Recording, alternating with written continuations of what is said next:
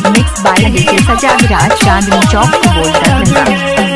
झूठे के वादा झूठे कसम खाहिले मौका के फायदा जानू तू तो उठाहिले कि चिन्हले कुछो तू बात गे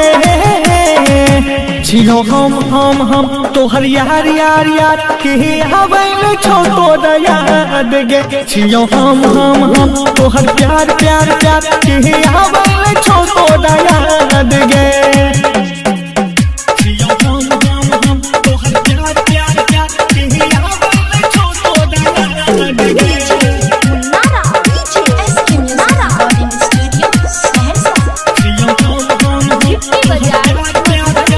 सजा विराज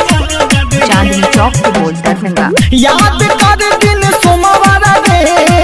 कोई न रही इकरार गे सब सहबर के मानत रही हमारे लछहोगी तू कानत रही याद कर दिन सोमवार गे कोई न रही इकरार गे खुदा सहबर के मानत रही हमारे लजानू तू कानत रही कर का शादी कैला बर्बादी कर का शादी कैला बर्बादी ले जाना है बेगजदार गे छियो हम तोहर यार यार यार के हवैल छो तो याद गे छियो हम तोहर यार यार यार के हवैल छो तो याद गे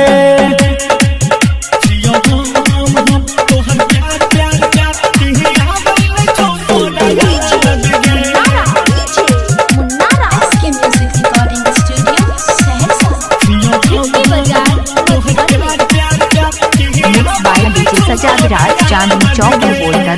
दिल तक होना कटिए जाइए रात कटाइए मुश्किल से याद कर जब तोरा बैटरी हो चॉकलेट आबत रही सुकून से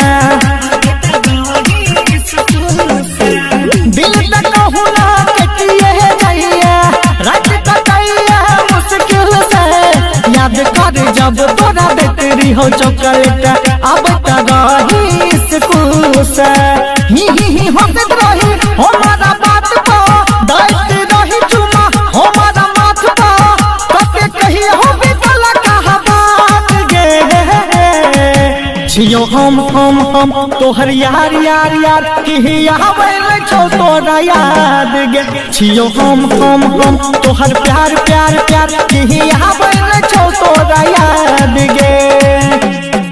एस के म्यूजिक सेंटर चांदनी चौक को बोल दरभंगा।